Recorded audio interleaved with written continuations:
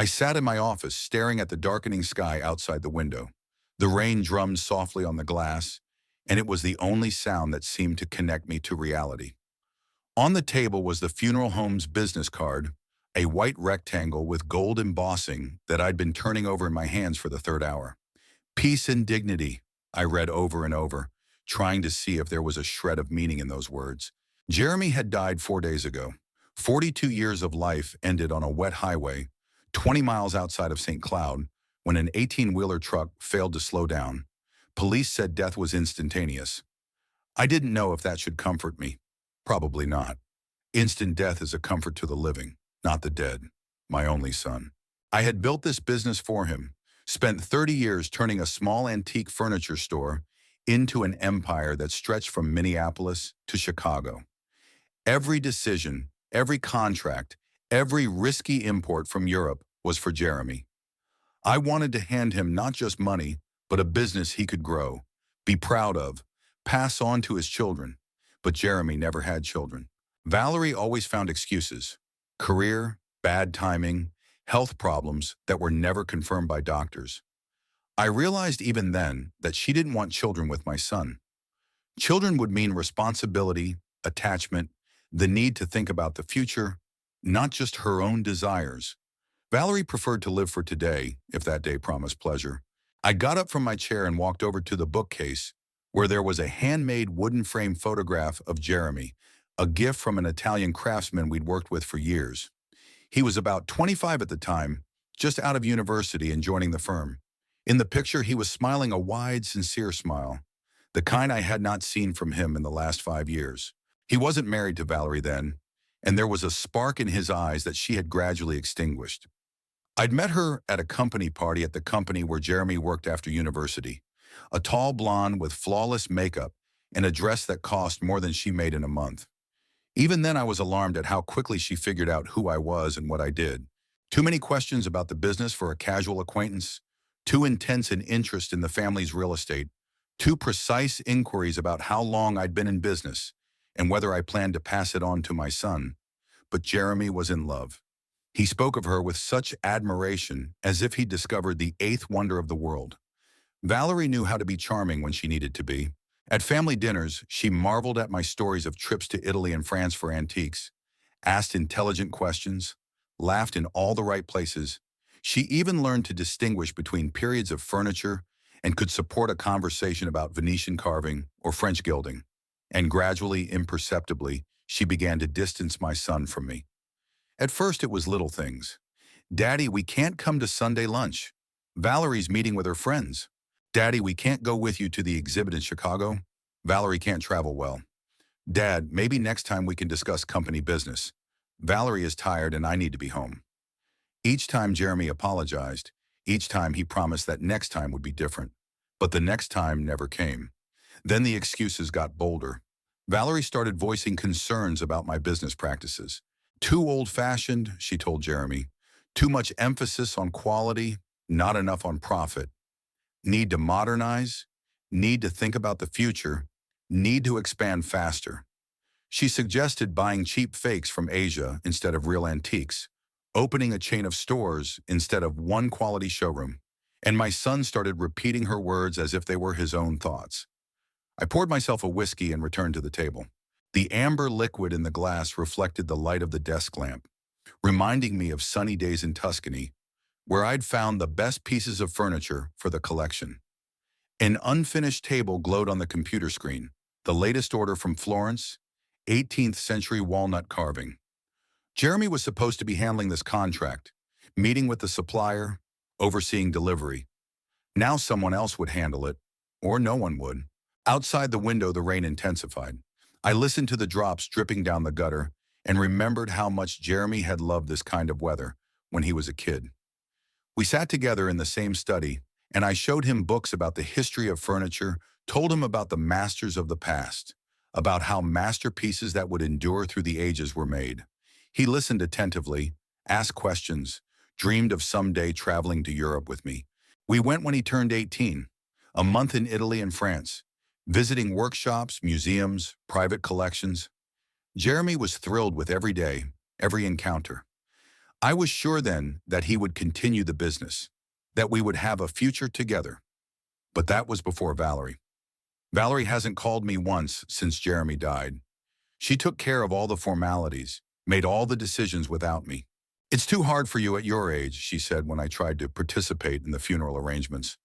71 is not an age to be scrapped, but Valerie always thought I was too old for anything important. Too old to understand modern business, too old to advise her son, too old to be involved in family decisions. She didn't realize, or didn't want to realize, that I knew her better than she thought I did. I've seen the way she looks at the paintings in the living room, the way she appraises the furniture, the way she asks Jeremy about future plans. I've seen the bills for her purchases that were sometimes casually left on the table at her son's house. Thousands of dollars worth of dresses, jewelry she wore once or twice, trips to beauty salons that cost more than many people spend on food in a month. Jeremy didn't notice anything, or didn't want to notice. Love makes people blind, and my son was no exception. He saw Valerie as the woman he fell in love with, not the woman she really was. He didn't see her going through his credit cards, didn't see her studying the company documents he left at home, didn't see the cold calculation in her eyes when she thought no one was looking. I sipped my whiskey and closed my eyes. Tomorrow is the funeral, and I won't be at it. My only son will be buried without me because his widow decided it was best for everyone. But I already made my decision about the inheritance months ago. Valerie will get exactly what she deserves. Nothing more, nothing less. In the morning, I woke up in a chair in the study. My neck ached from the uncomfortable position, and the empty whiskey glass was a reminder of last night. The October sun was shining outside the window, breaking through the clouds that hadn't cleared after the night's rain. I looked at the clock. It was 9:30 in the morning. The funeral was 4 hours away. I got up, stretched my stiff shoulders, and headed for the bathroom. In the mirror, I was looking at a tired, 71-year-old man with gray hair and deep wrinkles around his eyes. Not an old man, but not the energetic businessman who had started building an antique furniture empire 30 years ago. Time leaves its marks on everyone, but I still felt strong enough to handle what lay ahead. After a shower and breakfast, I sat down at the phone to go over the details of the ceremony. All I knew was the time and place, St. Paul's Church in downtown St. Cloud. Valerie had informed me of it in a short, dry message 2 days ago. No more details, no more questions about what I wanted to say at the ceremony or what flowers I preferred. I dialed Valerie's number, preparing myself for an unpleasant conversation. The beep seemed endless, and I was about to hang up when she finally answered. "Walter?" The voice was cold, almost official. "Valerie, I'd like to discuss some details of the funeral. I need to know, Martin, You don't need to," she interrupted me. "Everything's already been arranged. You don't need to worry." "He's my son," I said, trying to remain calm. "I have the right to—" "Walter," her voice grew even colder. "I realize this is difficult, but the ceremony will be small. Just the closest people. I think it's best if you stay home. At your age, that kind of stress can be dangerous." I felt the blood rush to my face. At my age, she said it as if I were 90, not 71.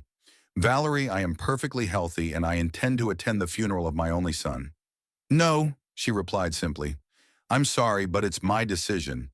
Jeremy wouldn't want you to be more upset than necessary." "How do you know what Jeremy wanted?" I couldn't help myself. He loved me, and I have the right to say goodbye to him. "Son, Walter, don't complicate things. It's already been decided." There was a familiar note of superiority in her voice that I'd heard many times over the years. The call went dead. Valerie hung up without waiting for my response. I sat there, phone in hand, trying to believe what I had just heard. My son is being buried without me. The woman who had only been married to him for 6 years had decided I wasn't worthy to attend his funeral. I remembered the first time I suspected Valerie wasn't who she said she was. It was at Jeremy's birthday party 3 years ago. We were sitting at a table in a restaurant she'd picked out, an expensive, pompous place where every course cost more than the average family dinner. Valerie had ordered the most expensive champagne on the menu without asking anyone's permission. "Jeremy deserves the best," she said when the waiter brought out a $200 bottle. I remained silent then, but I noticed the way she looked at the other diners, judging their outfits, their jewelry, the cars in the parking lot. She was always comparing, always envious, always wanting more. And gradually this desire for more began to affect Jeremy. My son used to settle for simple pleasures. He loved our Sunday strolls to antique stores, could spend hours studying antique furniture, marveling at the craftsmanship of long-dead carvers. After we married, these outings stopped. Valerie considered them boring, old-fashioned, a waste of time. "Dad, we need to think about modernity," Jeremy told me, almost verbatim, echoing his wife's words. "Antiques are good, but people need practical, affordable furniture." I tried to explain to him that our niche is not the mass market, but collectors, connoisseurs, people who are willing to pay for quality and history.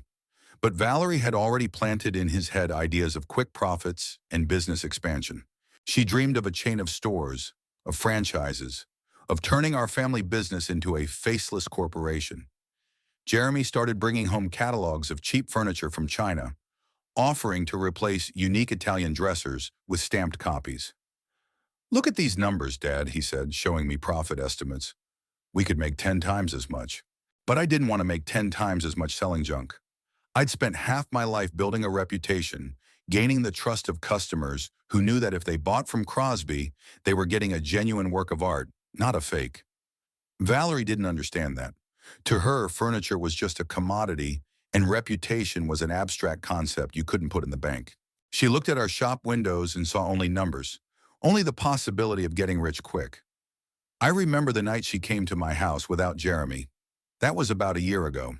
She said she wanted to have a serious talk about the future of the company. "Walter, you're not getting any younger," she said, sitting down in the chair across from my desk.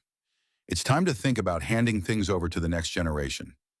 I agreed with her. I had indeed planned to gradually hand over management to Jeremy. "But," Valerie continued, "we need to modernize our approach. Today's market requires flexibility, speed, a willingness to change." She laid out a folder of documents in front of me, a business plan she'd drawn up without my knowledge. There were calculations for opening branches in 3 cities, plans for buying cheap furniture, and schemes for rapid expansion. Everything looked professional, convincing, profitable, and completely alien to what I'd been doing all my life. "This is not our way," I told her at the time. "It's the only way if you want the business to survive," she replied. "Jeremy understands that. He's ready for a change." That's when I realized I was losing my son. Valerie had already convinced him of the rightness of her ideas, had already turned him against my outdated principles.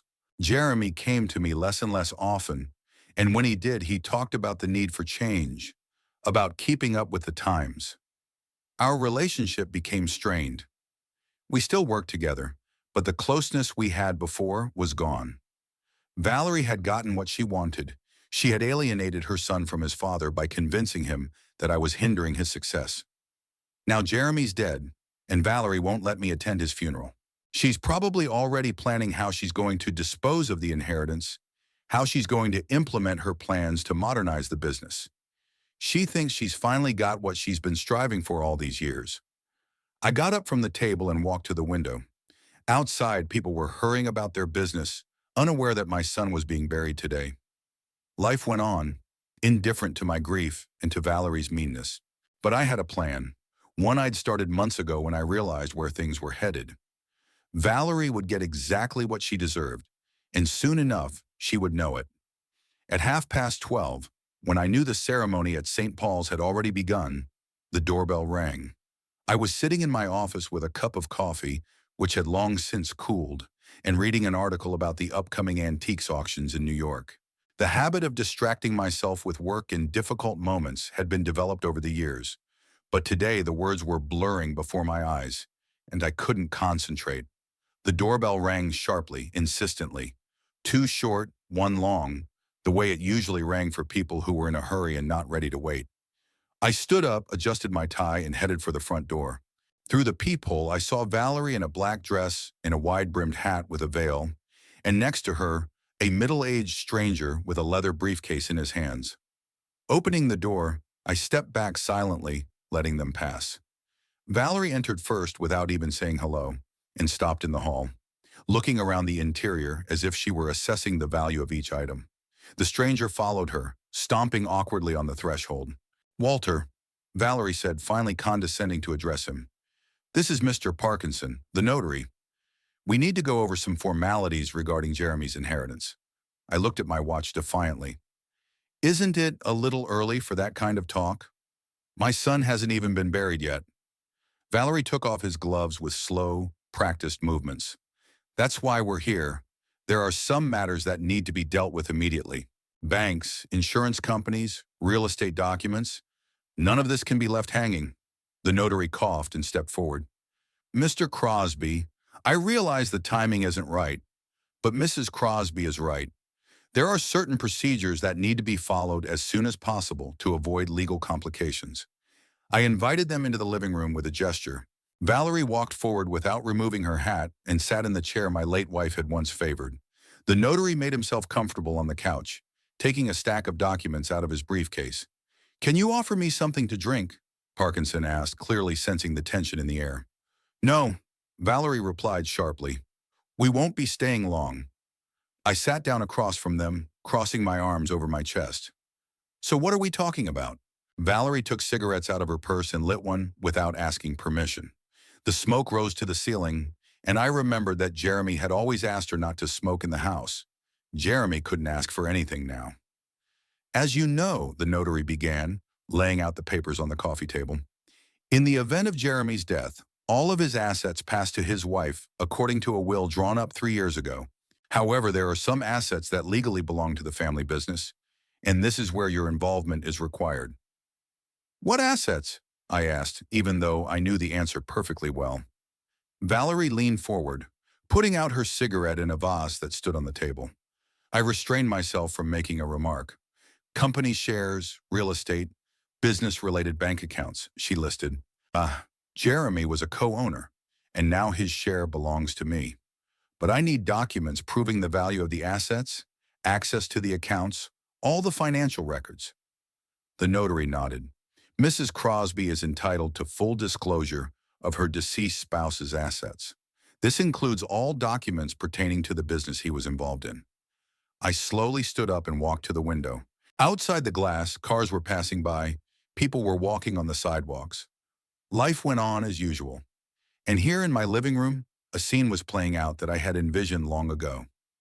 Valerie, I said without turning around, you didn't even wait for the earth to settle on your son's grave. Don't make a scene, she replied coldly. This is business, and in business sentimentality is inappropriate. You taught me that yourself. I turned to her. I taught you that? Of course you did. All these years you've shown that money and property are more important than human relationships. The company was more important to you than your son. Now you're reaping the rewards. The notary is squirming uncomfortably on the couch. Maybe we should concentrate on the documents. Time is precious, and Mrs. Crosby has a lot to do today. Valerie smiled, a cold, triumphant smile. Exactly. I have an appointment with the bank director in an hour. I need to sort out the company's line of credit, get it all in my name. She spoke as if she already owned everything Jeremy and I had spent years building. She had the confidence of someone who'd gotten what she'd wanted for a long time. Mr. Crosby, the notary intervened, you will need to provide the following documents: company and corporation documents, financial statements for the last 5 years, deeds to real estate used for business purposes, and bank statements for corporate accounts. I made my way to the desk in the corner of the living room where I kept duplicates of the most important documents. Valerie scrutinized my every move, not hiding her impatience. All of these are in the company office, I said, pulling a folder out of a drawer, but I can give you some of it now. Great, Valerie said with almost undisguised relief. The sooner we get the formalities out of the way, the better for everyone. I handed the notary a few documents. Parkinson looked them over quickly, jotted something down in his notebook. This will help start the procedure, he said, but I'll still need full financial statements and documents on all the company's assets. Of course, I agreed. I'll deliver everything I need tomorrow. Valerie stood up, adjusting the folds of her black dress. Walter, I want you to understand that I'm not going to make any unnecessary changes to the company. I just want to make sure everything is legally correct. The lie sounded so natural that I almost believed it was sincere. Almost. But I knew Valerie too well to buy that assurance. I understand, I said calmly. The notary gathered up the documents, tucked them into his briefcase. Mr. Crosby, tomorrow I'll send you a complete list of the required documents. We'll try to resolve all issues as quickly and painlessly as possible. They headed for the exit. Valerie turned around at the door. Hey, Walter, I know we've had our differences, but now we have to think about the future. Jeremy would like us to cooperate. Of course, I replied. Jeremy always wanted there to be peace in the family. She nodded, not noticing the irony in my voice, and walked out. The notary followed her, mumbling something about contacting me tomorrow. I closed the door and leaned my back against it. The house was quiet again. Valerie had gotten what she wanted, at least she thought she had. The documents I had given her were indeed authentic, but they showed the state of affairs as of last year. A lot had changed since then. I went back to my office and sat down at my desk. The computer screen flashed up with the letter from my attorney from last night. It was processed according to my instructions. Valerie would soon learn that receiving an inheritance and handling it were very different things. Valerie got into her red BMW and stood still for a moment, holding onto the steering wheel. Her heart was pounding so hard she could hear it pounding in the silence of the cabin. It had gone even better than she'd planned. The old man didn't resist, didn't make a scene, didn't try to challenge her rights, just silently handed over the papers like a submissive dog. She took a mirror out of her purse and adjusted her lipstick. Black suited her, emphasizing the pallor of her skin and the expressiveness of her eyes. Jeremy had always said she looked like a movie star in a black dress. Now Jeremy was dead, and she was finally free to live the life she'd always wanted. Valerie started the car and pulled out of the driveway of Walter's house. In the rearview mirror, she caught a glimpse of the facade of the mansion, a solid, expensive English manor house. Soon this house, too, would be hers. Everything would belong to her. She turned on the music and stepped on the gas. Notary Parkinson followed in his modest Toyota, but Valerie wasn't expecting him. Everything necessary had already been discussed. The paperwork had been received, and the process was underway. Tomorrow she would become the official heiress to one of the most successful antique businesses in the state. On the way downtown, Valerie mentally calculated the numbers. The company was worth at least $5 million, including real estate, inventory, customer base, and reputation. Walter's house was worth another $1.5 million. Jeremy's own house, which they'd bought 3 years ago, was $800,000. Cars, bank accounts, insurance, another $1 million. That's about $8.5 million. $8.5 million. Valerie slowly spoke that amount out loud, savoring every word. No more credit cards with a 5,000 limit, no more sales at the mall, no more looking at price tags before buying. She'd be able to do whatever she wanted. First up was a vacation. A real vacation. Not those measly week-long trips to the lake that Jeremy had arranged. A month in Europe, the best hotels, Michelin-starred restaurants, shopping in Milan and Paris. She had long dreamed of such a vacation, but Jeremy had always found excuses. That the company needed attention, that her father wasn't feeling well, that the economic situation was unstable. Now no one would limit her. Valerie stopped at a stoplight and pulled out her phone. First on her contact list was Michelle, a friend she had met at the fitness club. Michelle was married to a lawyer and was well-versed in probate and family law. "Michelle, it's Valerie," she said when her friend answered. "I have some news." "Oh my goodness, honey, how was the funeral? I was so worried about you." "It went decently," Valerie lied. Jeremy would have been pleased, but I'm calling about something else. I met with the notary this morning. "Already? But isn't it a little early to be dealing with such matters?" "You can't put off legal formalities these days," Valerie admonished. "And Michelle, you won't believe what it turned out." She paused for effect. "Jeremy left me everything. Absolutely everything. The company, the houses, the bank accounts. I'm a multimillionaire now." There was silence on the other end of the line. "Valerie, it's incredible," Michelle finally exhaled. "How much exactly?" "About $8.5 million. Maybe more when they do a full valuation of the assets." "Oh my God!" Michelle couldn't hide her admiration. "What are you going to do?" The light turned green and Valerie drove on, keeping her phone to her ear. "First, a vacation. A month in Europe at least. Then I'll see what to do with the business. Maybe I'll sell it. Antiques are not my field. I'll use the proceeds to do something more modern. What about Jeremy's father? He was part owner of the company too, wasn't he? Valerie grinned. Walter? He's at the age where he should be thinking about retirement. I think he'd be happy to put the business in younger hands. Besides, legally I own everything now. She didn't tell Michelle how the meeting with the notary had gone, how obediently Walter had handed over the documents without even trying to object. The old man realized that the game was over and surrendered without a fight. Valerie, I'm so happy for you, Michelle said. After everything you've been through with Jeremy, you deserve to be happy. Thank you, darling. I gotta go. I'll see you this weekend. And get ready for some good news. I'm thinking about throwing a big party to celebrate the new life. Valerie disconnected the phone and immediately dialed the number of Cynthia, her colleague at the advertising agency. Cynthia had always been jealous of her marriage to a wealthy heir, and now Valerie couldn't wait to share the news. Cynthia, are you sitting down? She started the conversation. Valerie, how are you, sweetheart? I heard about Jeremy. I'm sorry for your loss. Thank you, but I'm not calling for condolences. I have news that will change my life forever. She told Cynthia the same story as Michelle, but this time added more details about her plans.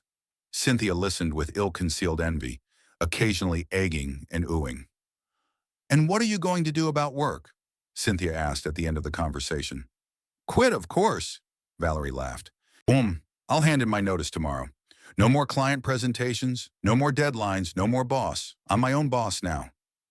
When she finished talking, Valerie felt a surge of energy. A whole new life full of opportunities and pleasures loomed ahead. She was no longer the wife of a boring antiques dealer who had to pretend to be interested in dusty old furniture. She was a free, wealthy woman of 34 with a whole world of possibilities ahead of her. Valerie turned toward home, the large mansion in the upscale St. Cloud neighborhood that she and Jeremy had bought with his father's money. It was hers alone now. The tall windows, the marble columns, the perfectly mowed lawn. It was no longer the family home. It was her property, her kingdom. She put the car in the garage and walked through the kitchen into the house. Everything here reminded her of Jeremy, his coffee cup in the sink, the newspaper he'd read at breakfast a few days ago, the note reminding her of the dentist appointment. Valerie gathered up all these little things and tossed them in the trash. Time to start a new chapter of life, one without sentimental memories. In the living room, she poured herself a glass of champagne, the expensive French that Jeremy saved for special occasions. Right now was a special occasion. Valerie raised the glass to the light, admiring the play of bubbles, and toasted to herself. To a new life, to freedom, to the riches I've waited so long for. The champagne seemed to her tastier than usual. Everything around her seemed brighter, more pleasant, more promising. Tomorrow a new era in Valerie Crosby's life would begin, and she was ready to enjoy every minute of it. The next morning, Valerie woke up in a wonderful mood. The sunlight was streaming through the white bedroom curtains, and the whole world seemed especially bright and promising to her. She stretched out in bed, enjoying the feeling of absolute freedom, no one around to tell her to get up earlier or plan her day a certain way. After a long shower and thorough makeup, Valerie put on her best business suit, dark gray, emphasizing the slender figure with pearl jewelry, the image of a successful woman who is in control of the situation. That's exactly what she wanted to look like when she met with Hazel Mitchell, her personal attorney. Hazel worked at a small but prestigious law firm in downtown St. Cloud. Valerie had approached him 2 years ago when she had a disagreement with Jeremy over the purchase of a new car. At that time, Hazel helped her get the car loan right so that the primary responsibility rested with her husband. Smart, cynical, and willing to work for good money. Just the kind of lawyer she needed. Hazel's office was on the 4th floor of a modern glass and steel building. Valerie took the elevator, enjoying her reflection in the mirrored walls. Today she looked like $1 million. $8.5 million to be exact. The receptionist, a young girl with a short haircut and huge glasses, looked up from her computer. Mrs. Crosby, Mr. Mitchell is expecting you. Come in, please. Valerie pushed open the office door and entered with a confident smile. Hazel sat behind a massive oak desk piled with documents. He was about 45, his graying hair neatly styled, his expensive suit impeccably ironed. Usually he greeted clients with a professional smile, but today his face expressed some concern. Valerie, He stood up and extended his hand for a handshake. My condolences about Jeremy. Thank you, Hazel. I appreciate your support during this difficult time. She sat down in the leather chair across from his desk, placing her purse on her lap. I trust you received all the documents I sent last night. Copies of the death certificate, the will, the bank statements? Hazel nodded, but his expression didn't change. Yes, I did.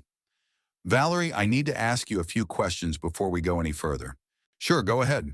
The lawyer pulled some sheets out of a folder and spread them out in front of him. Tell me more about the family's financial situation at the time of your husband's death. What were your total assets? What were your liabilities? Valerie was slightly surprised at the direction of the conversation, but answered confidently. Jeremy owned a stake in the family business, an antiques trading company, plus our house, cars, savings. As far as I know, there were no serious debts. And loans, mortgages, car loans, credit cards. Mortgage on the house, of course. A car loan on my car. A few credit cards with small balances. Nothing substantial. Hazel wrote something down in his notebook, then raised his eyes to her. Valerie, I've done a preliminary check of the financial records available through public sources, and I need to discuss some things with you that may affect the inheritance process. What things? There was uncertainty in Valerie's voice for the first time that morning. The lawyer leaned back in his chair, crossing his fingers. Let's start with the loans. According to bank records, there are several large loans in your husband's name that you may not have been aware of. Valerie felt her pulse quicken. What loans? Jeremy never mentioned any large loans. 3 personal loans totaling about $700,000, all made within the last 2 years. And according to the paperwork, the money was spent on... He looked at the paperwork. Luxury purchases, travel, expensive goods. Valerie's heart beat even faster. $700,000. She remembered those loans. She'd made them herself, using Jeremy's paperwork. But how did Hazel know such details? Maybe they were business investments, she tried to justify herself, or major purchases for the company. No, Valerie, these are personal loans, unrelated to the business. And more importantly, under the terms of the will and state law, all debts of the deceased pass to the heir along with the assets. Valerie felt her mouth drying up. Hazel, what exactly are you trying to say? The lawyer leaned forward, his voice softer, but his words sounded like a sentence. What I'm saying is that before you can access the inheritance, these debts will have to be dealt with. $700,000 in debt is a serious amount of money that significantly reduces the value of the inheritance. But the assets exceed the debts, Valerie objected. The company, the houses, everything else is worth much more. It depends on many factors, Hazel answered cautiously. I need to get complete information about the value of all the assets, and that could take time. He pulled out another document. And there's another problem. I tried to contact the bank that handles the corporate accounts of the antique company to get information about the current state of the assets. But I was informed that there have been some changes in the ownership structure of the company. What kind of changes? Valerie felt her skin grow cold. I can't say for sure yet. The bank officials refused to give details without the relevant documents. But judging from their reaction, the situation isn't as simple as it initially seemed. Valerie got up from her chair and walked over to the window. Down the street, people were walking down the street. Cars were driving. Everything seemed the same as yesterday. But something wasn't starting to go the way she had planned. Hazel, what exactly do you need from me? First, a complete list of all loans and credits that may have been made in the husband's name. I need to know the exact amount owed. Secondly, I need all documents relating to the family business. Incorporation papers, contracts, bank statements. Jeremy's father has the business records. He gave me some copies yesterday. That may not be enough. I need a full picture of the company's financial situation today. Valerie went back to her chair, but she didn't sit down. And as for the debts, Hazel, perhaps there are ways to dispute some of those liabilities or reissue them. The lawyer shook his head. Valerie, if the loans are made legally, with the husband's signature and following all the procedures, it is almost impossible to dispute them. They become part of the inheritance estate. And what if the loans were made without Jeremy's knowledge? If someone used his documents? Hazel looked at her carefully. That's a very serious accusation. If you claim there was fraud, then a police report will have to be filed, an investigation will have to be carried out. It could delay the inheritance process for months or even years. Valerie realized she had backed herself into a corner. A fraud charge would draw too much attention to her own actions. No, of course there was no fraud. I just didn't know about all of my husband's financial transactions. Okay, Then we work with what we have. Valerie, I'm going to be honest with you. It's more complicated than it first appears. I need some time to get to the bottom of it. How much time? A week, maybe two? Depends on how quickly I can get the information I need from banks and other organizations. Valerie nodded, trying not to show her disappointment. A week or two wasn't much, but her plans for a quick inheritance were beginning to crumble. All right, Hazel, do whatever you need to do. I look forward to hearing from you. She picked up her purse and headed for the door. Valerie, the lawyer called out to her, try not to make any major financial decisions until we get the full picture. It's important. She nodded and left the office. In the elevator going downstairs, Valerie stared at her reflection and tried to figure out exactly what had gone wrong. $700,000 in debt was a lot, but not critical. Some changes in the structure of the company, probably the usual bureaucratic formalities. It's going to be okay. It has to be. Valerie hadn't gotten far from Hazel's office before the phone rang. The lawyer's name popped up on the screen, and her heart skipped a beat. Quick calls like this usually meant either very good or very bad news. Valerie, you need to come back immediately. Hazel's voice sounded tense. I have information that needs to be discussed in person. Is something wrong? Just come back. It's important. 20 minutes later, Valerie was sitting in the lawyer's office again. This time Hazel didn't get up to say hello. He sat at his desk, staring at his computer monitor with the printed documents in front of him. His face was grim.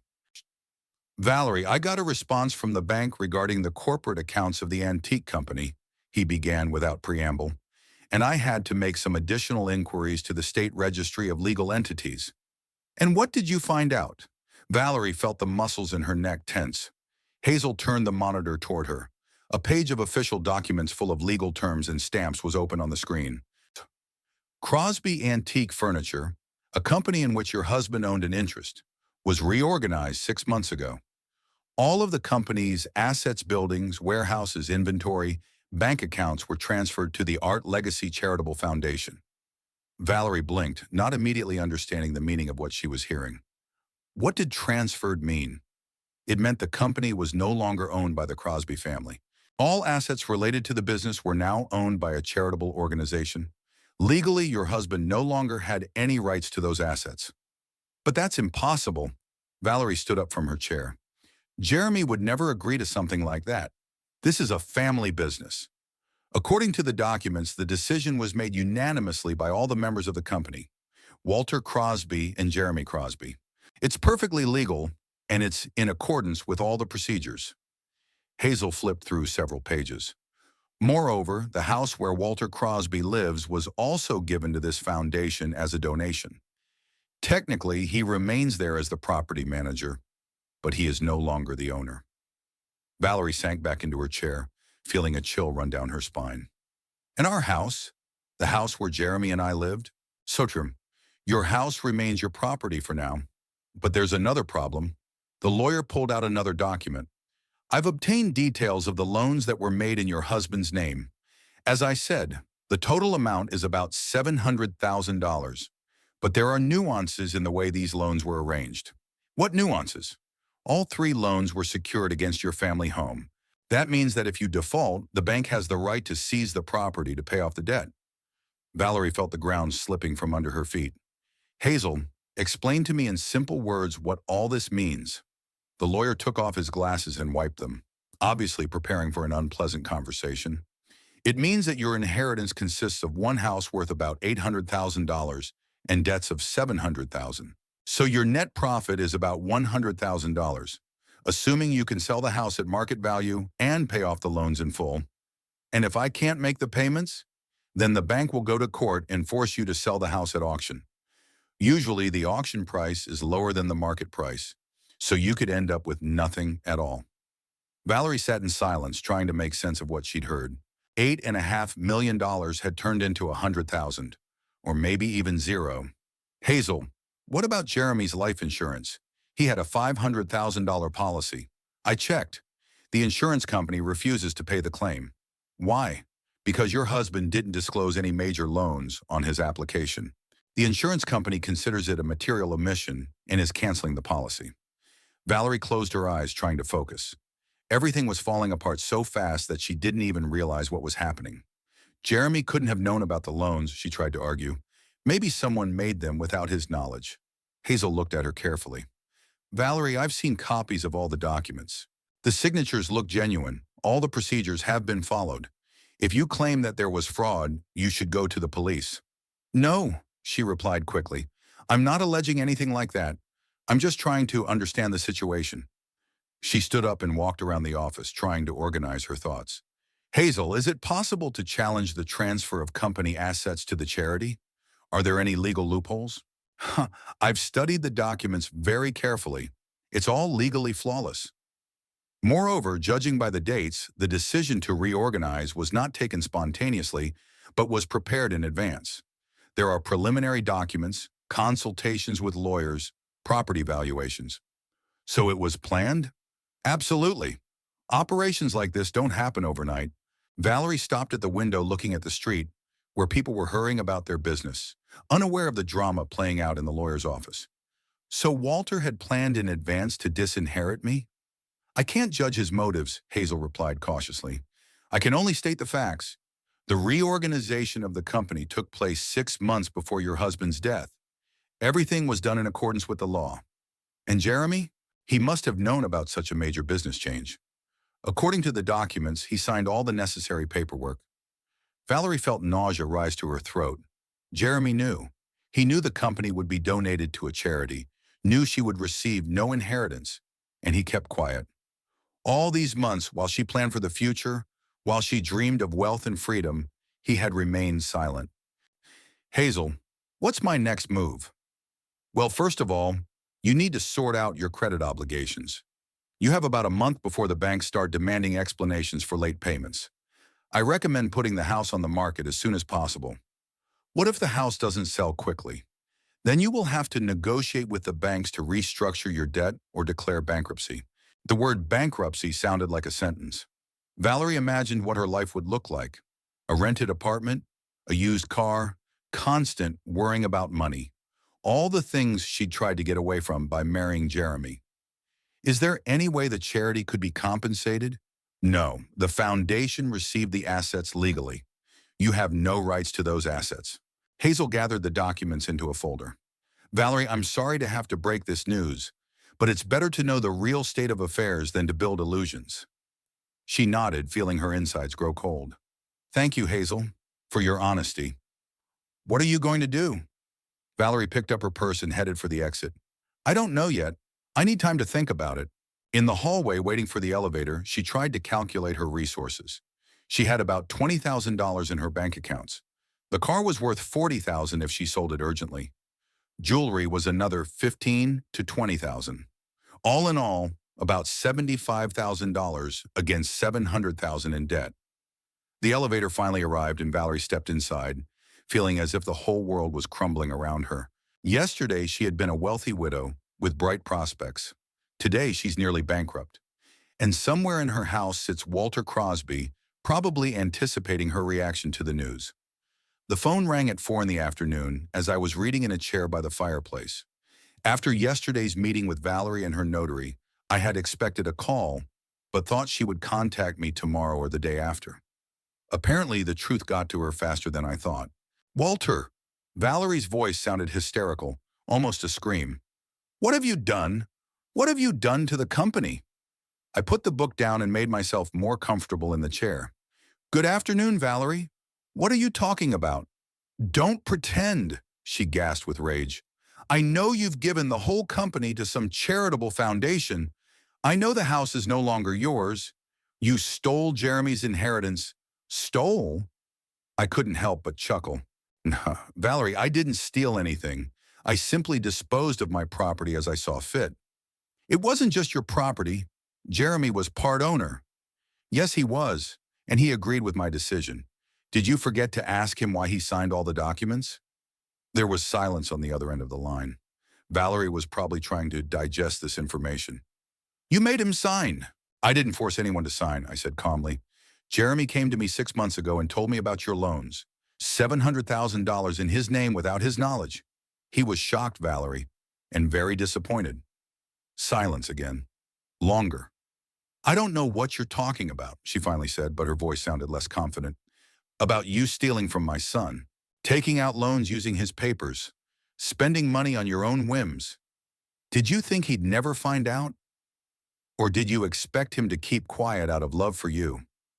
I stood up and walked to the window, watching the neighbor's cat hunt the leaves the wind carried across the yard. Jeremy loved you, Valerie. Even after finding out about your stealing, he didn't want a divorce. But he also knew he couldn't let you destroy what we'd spent a lifetime building. That's not true, she screamed. Jeremy would never agree to disinherit me. He didn't disinherit you. He was disinheriting you to ruin the family business. The house you lived in was still yours, unless, of course, the banks took it away for debt. Valerie started to say something fast, rambling, but I interrupted her. Do you know, Valerie, what was the most painful thing for Jeremy? Not the money, not the loans. He realized that you never loved him, that all those years you were just waiting for the moment when you could seize our fortune. Now that's a lie. He told me about your conversations, how you convinced him to modernize the business, sell antiques, open a chain of cheap furniture stores. You only saw our business as a source of quick profits. I walked back to the chair but didn't sit down, continuing to stand by the fireplace. You know what Jeremy said to me the last time we talked about you? He said, Dad, I married a beautiful woman and woke up with a stranger. Enough. Valerie's voice shook with anger, and I think with tears. You poisoned his life, turned him against me. You're the one who ruined our marriage. I didn't destroy your marriage, Valerie. Your greed did. Your inability to love anything but money. She was silent for a few seconds, and I could hear her breathing heavily. Walter? Her voice became different, almost pleading. We can fix this. We can find a compromise. I'm willing to pay back the money I spent. I'm ready to work for the company, to learn. It's too late, I interrupted. The decision has been made and implemented. The company is now owned by a charitable foundation and will help young artists and craftsmen. That's what Jeremy would have wanted. But I'm his wife. I have rights. You're the widow of a man who died nearly bankrupt because of debts you put him into. You have a right to those debts. Congratulations. Valerie spoke quickly, nervously again. I'll sue. I'll find a way to challenge this transfer. I'll prove it's a fraud. Valerie, I said patiently, as one would explain to a child, you can sue anywhere. The paperwork is impeccable. The best lawyers in the state worked on it for 6 months. And you don't even have money for a good lawyer. I have a house, which is mortgaged against your loans. As soon as you can't make the payments, the bank's going to foreclose. I'm guessing that'll happen in a month or two, at the most. I heard her sobbing. It was the first time Valerie had ever cried in my presence.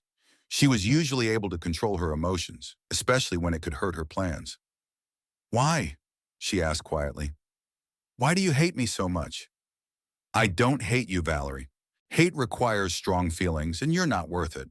I was just protecting what was important to my family. Jeremy was my family too. No, Jeremy was your ticket to riches. There's a fundamental difference. She was silent again. When she spoke, her voice sounded tired. What do I do, Walter? Get a job, pay off my debts, live like a normal person, not like a parasite who feeds on other people's labor. What if I can't pay my loans? Then you declare bankruptcy and start your life over. Some people benefit from that. Maybe you'll finally understand the value of honest labor. Valerie sighed heavily. Did Jeremy really know about the loans? Of course he did. The bank sent him a delinquency notice for one of them. He came to me in a state of confusion, thinking there had been a mistake. We sorted it out pretty quickly. What did he say? Nothing at first. He sat in my office for half an hour, just silent. Then he said, Dad, what should I do? I said, whatever you think is right. And he decided to disinherit me? He decided to protect the family business from the man who would destroy it. Those are different things, Valerie. She was quiet for a while longer. Walter, I don't even have money for a lawyer. If I'm really left with nothing, Uh, you'll find a way to survive. You're a smart woman when it comes to self-interest. Find a way to put that talent to honest work. Do you really think I deserve this kind of punishment? I think you're getting exactly what you deserve. No more, no less. Valerie sobbed again. I have nowhere to go, Walter. If I lose my house, that's not my problem anymore.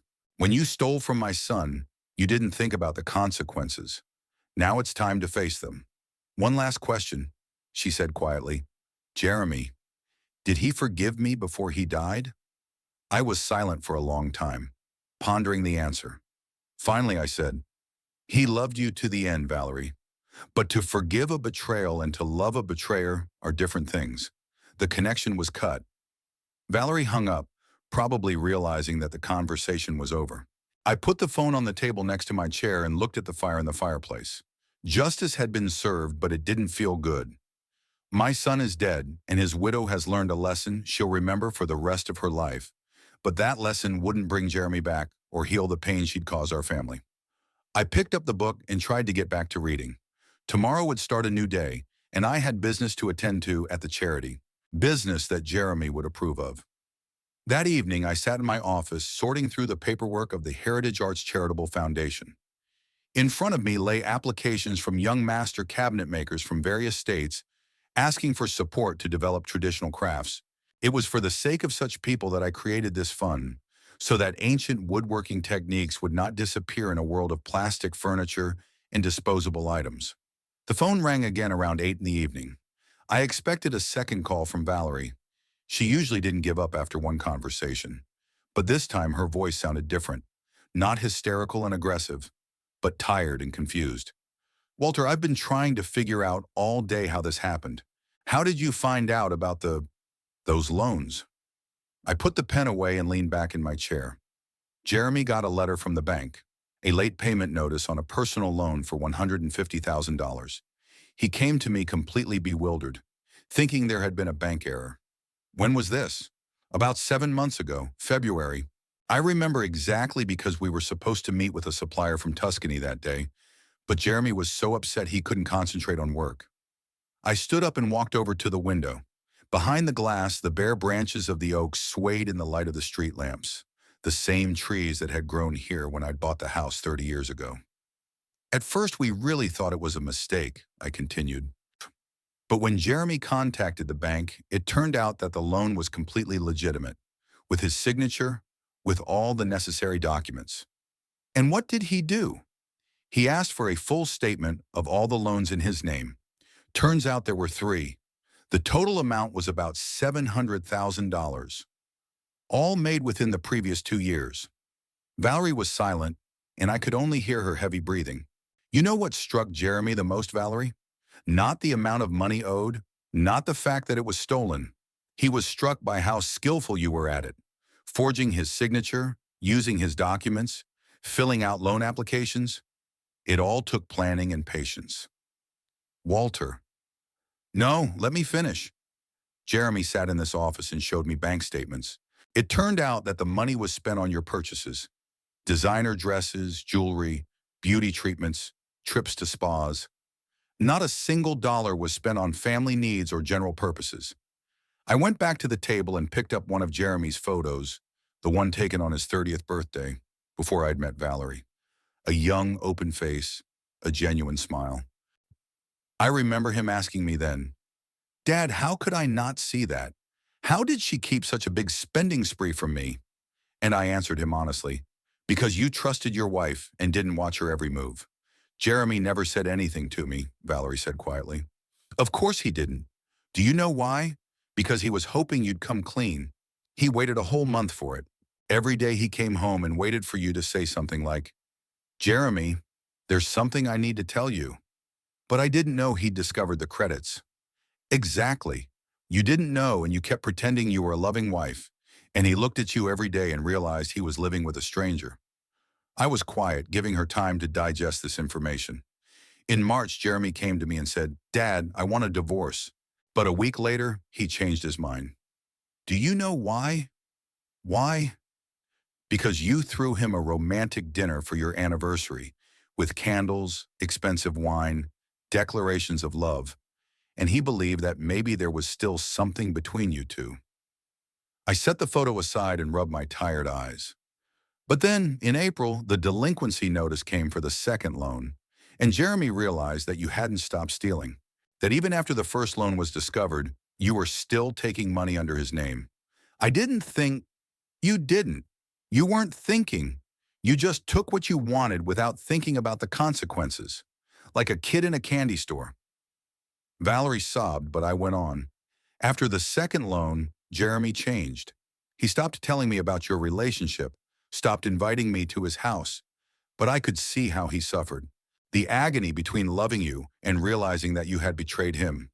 If he suffered so much, why didn't he talk to me? Would you have confessed? If he'd asked you directly? Valerie, did you make the loans in my name? What would you say? A long pause.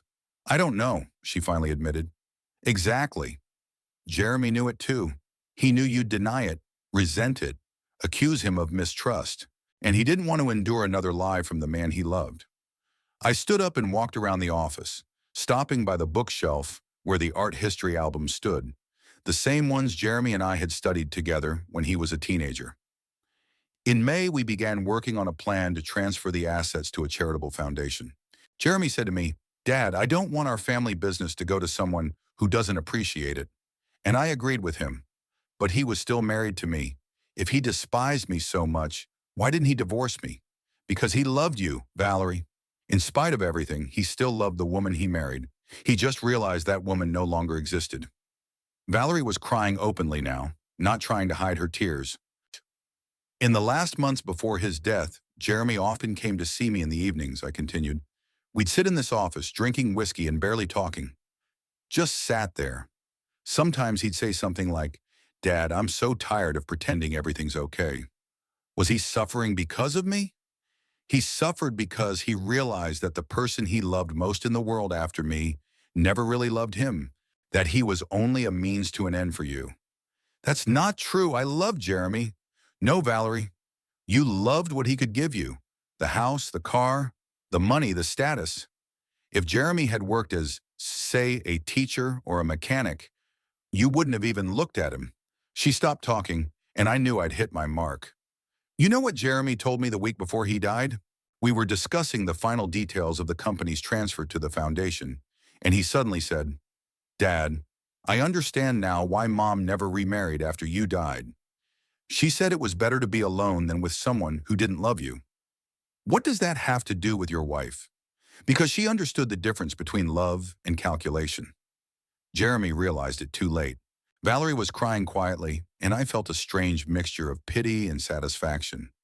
Pity for a woman who'd lost everything because of her own greed, and satisfaction that justice had finally been served.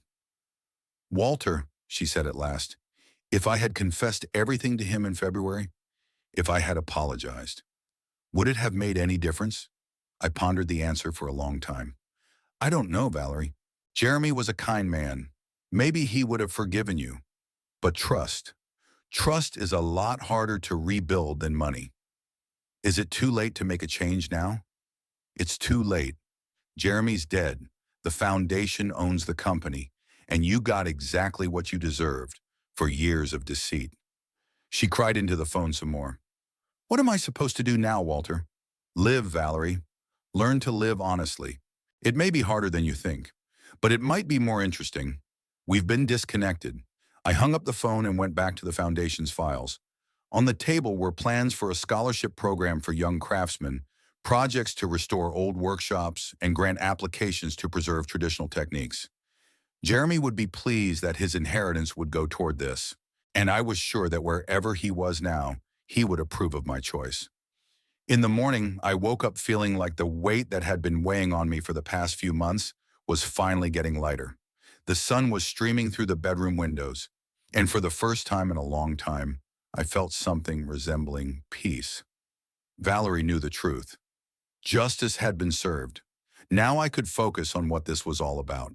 After breakfast, I went to the office of the Legacy of Art Charitable Foundation, which was located in a small building in historic downtown St. Cloud. Jeremy and I had chosen this location, specifically a 19th century old mansion, restored in a historic way. The building itself was meant to symbolize the foundation's mission, to preserve and pass on craftsmanship to future generations.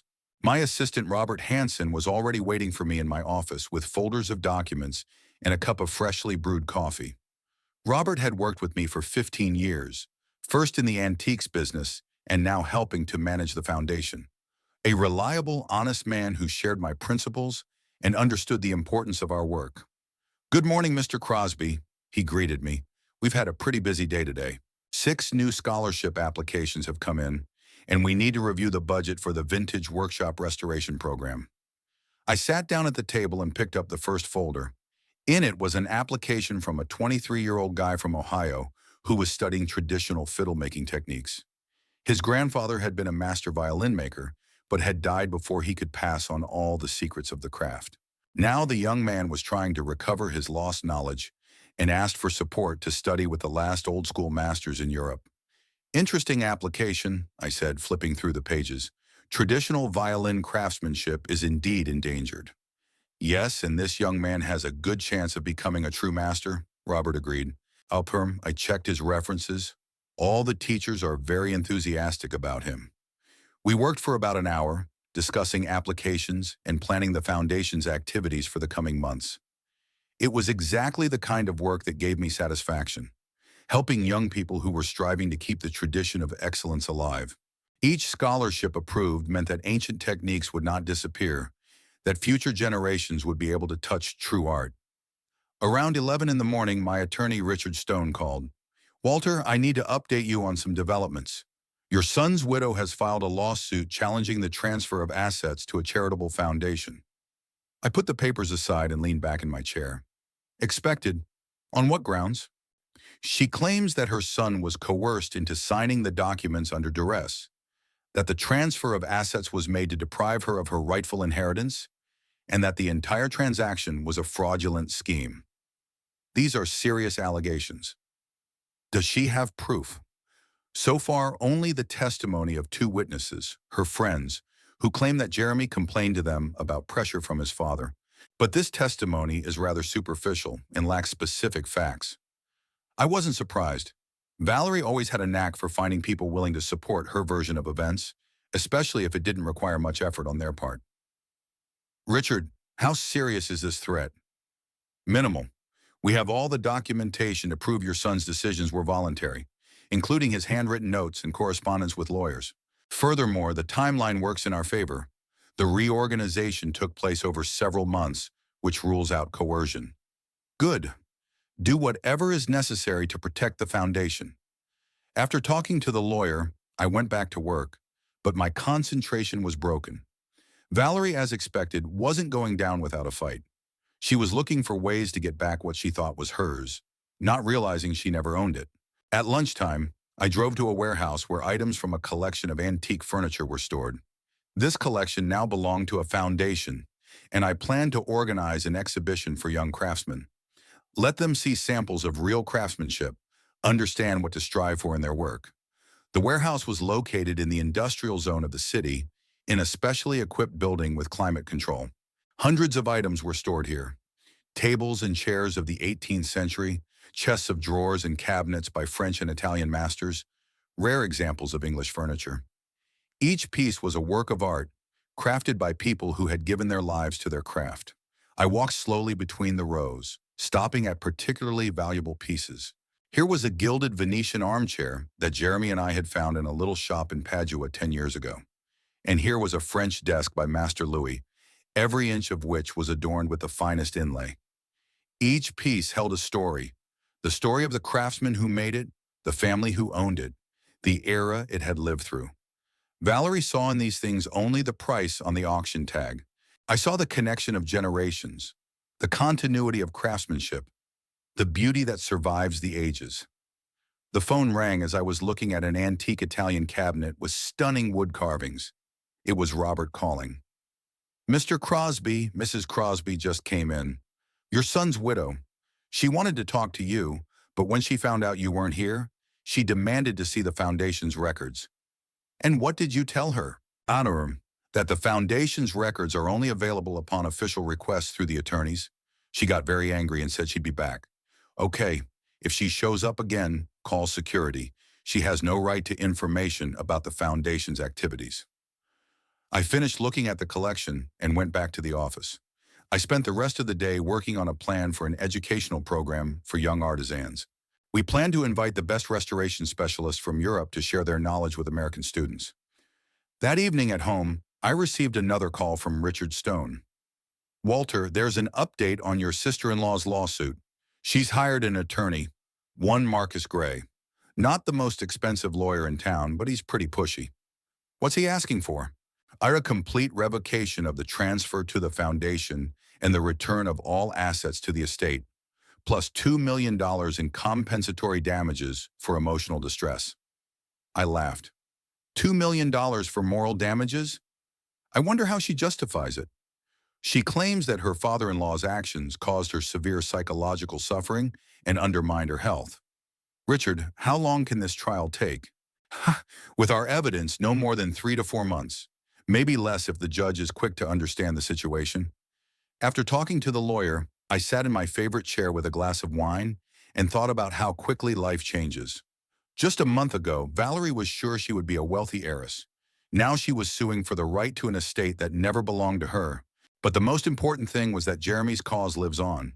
The foundation would help young artisans, keep the tradition alive, and preserve beauty for future generations. That's the legacy that really matters. I opened the folder of new applications I'd brought home for the evening study. A young woman from California was studying the art of porcelain painting. A guy from Texas was reconstructing wrought iron techniques. A girl from New York was learning the ancient methods of bookbinding. Each application is a hope that the beautiful will not disappear from the world, that beauty and craftsmanship will find their place in the future. It was worth going through all the difficulties with Valerie, all the conflicts and disappointments for that. Jeremy understood this. In the last months of his life, he often said to me, "Dad, it's good that our business will help people create beautiful things. That's more important than money." He was right. And now his dream is becoming a reality. It's been 4 months since Jeremy's death. It was a beautiful fall in St. Cloud, with the golden maples along the streets, shimmering in the sun, and the air fresh and clear. I was sitting in my office reviewing the foundation's first quarter report. The numbers were pleasing. 23 scholarships for young craftsmen, 8 workshops restored, 3 educational programs in different states. Outside the window, a real estate company car drove by, stopping in front of Jeremy and Valerie's house. The third in a week. Valerie's house had been on the market for 2 months, but buyers weren't in a hurry. It was overpriced. She was trying to get as much as she could to cover her debts and keep something for herself. My attorney, Richard Stone, called around noon with the expected news. "Walter, the court has entered a final judgment on your sister-in-law's claim, a dismissal on all counts. In addition, she's been awarded court costs in the amount of $25,000. Did the judge give a reason for his decision? In detail. He noted that all the documents on the transfer of assets to the foundation are impeccable. The time frame excludes the version of coercion, and the testimony of witnesses contradictory and unconvincing. In addition, the judge pointed out that the plaintiff had failed to prove any of her allegations. I put my pen aside and looked out the window at the house across the street. What about Valerie's credit obligations? The banks had started foreclosure proceedings. If the house doesn't sell in the next 2 weeks, they'll put it up for auction. After talking to my lawyer, I decided to take a walk. I had been taking daily walks in the neighborhood for months now. The doctor said it was good for my age, and the fresh air helped me think. I walked the quiet streets of the neighborhood I'd lived in for 30 years and thought about how life had changed. Jeremy is no longer with me, but his business is alive and well. Last week, we approved a scholarship for a young craftsman from Michigan who is studying traditional furniture, making techniques from the American colonies. His work reminded me of Jeremy's early pieces when my son was just learning the craft. As I walked past the Main Street Cafe, I saw Valerie. She was sitting alone at a table by the window with a cup of coffee and some papers in front of her. She didn't look the same as she had 6 months ago. Expensive outfits had been replaced by plain clothes, flawless makeup by a pale, tired face. She seemed older than her 34 years. Our eyes met through the glass. Valerie stared at me for a few seconds, then turned away, gathered her papers, and quickly left the cafe through the back exit. She had avoided seeing me since the court dismissed her lawsuit. That evening, I was working in my office when the phone rang. It was Michelle, a friend of Valerie's whom I knew from family events, calling. "Mr. Crosby, sorry to bother you." The voice sounded uncertain. "I'm calling about Valerie." "Go ahead." She's, uh, she's in a very difficult situation. The house is going up for auction tomorrow and there's hardly any money left. I'm trying to help her, but Michelle, why are you telling me this? I was thinking that maybe you could, help her in some way, in memory of Jeremy. I was silent for a long time, looking at the picture of my son on the table. Michelle, Valerie got exactly what she deserved. No more, no less. But she was your son's wife, wasn't she? She was the person who stole from my son, cheated him, took advantage of his trust. Her predicament is a natural consequence of her own actions. Mr. Crosby, I understand that you have reasons to be angry with Valerie, but I'm not angry, Michelle. Anger requires emotion, and Valerie is not worth it. I just don't see any reason to help the man who ruined my son's life. The connection's been severed. Michelle apparently realized that further conversation was pointless. The next day I went to the foundation's office early in the morning. We were scheduled to meet with a group of young masters from different states, the first face-to-face meeting of the foundation's fellows. It was an important event that Jeremy had been planning since he was alive. 20 people gathered in the conference room. Wood carvers, ceramicists, glass blowers, and metalworkers. Young people between the ages of 20 and 35, united by a love of traditional crafts and a desire to preserve them for future generations. I stood in front of them and saw in their eyes the same light that had once burned in Jeremy's eyes. A passion for craftsmanship, a desire to create beautiful and lasting things, and a respect for the traditions of their ancestors. Each of you has received support from the foundation, not just as a talented craftsman, I told them, but as a guardian of traditions that could disappear without your involvement. The money you receive is the legacy of a man who believed in the importance of beauty and quality. After the meeting, I had lunch with several fellows at a restaurant nearby. A young woman from Oregon who was studying traditional weaving techniques was talking about her plans to open a workshop to teach children forgotten crafts. "Mr. Crosby," she said, "I want children to understand the difference between things made by hands with love and mass production. It can change the way they view the world. It is for conversations like this, for people like this, that the foundation was created." Returning home in the evening, I drove past Valerie's house. There were cars from the auction house and several potential buyers. The house was being sold for debt, and Valerie would likely not realize anything beyond the amount needed to pay off the loans. At home, I sat in my favorite chair with a glass of wine and opened a letter from one of the scholarship recipients, a young craftsman from Wisconsin who was studying traditional methods of making musical instruments. He wrote that thanks to the foundation's support, he had been able to spend a month in Germany studying the work of the last masters who possessed the secrets of making authentic Baroque lutes. "Mr. Crosby," he wrote, "I realize that I have received more than just tuition money.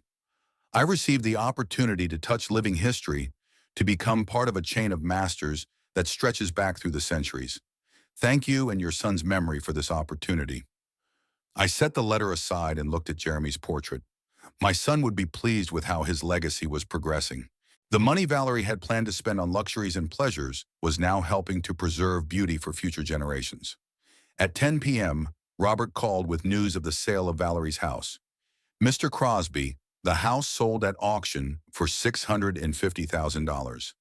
After paying off all the debts, Mrs. Crosby has about $15,000 left. $15,000 instead of the $8.5 million she had in mind. A harsh but fair lesson. Did she attend the auction? No. They say she left town last week.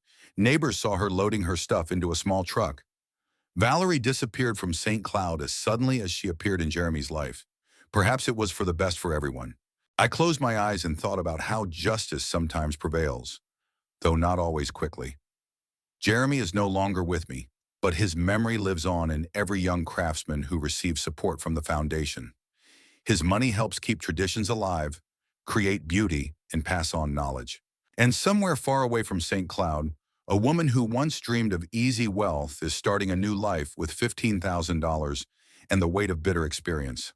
Perhaps this experience will teach her to appreciate what is truly important in life. Although, knowing Valerie, I doubted it.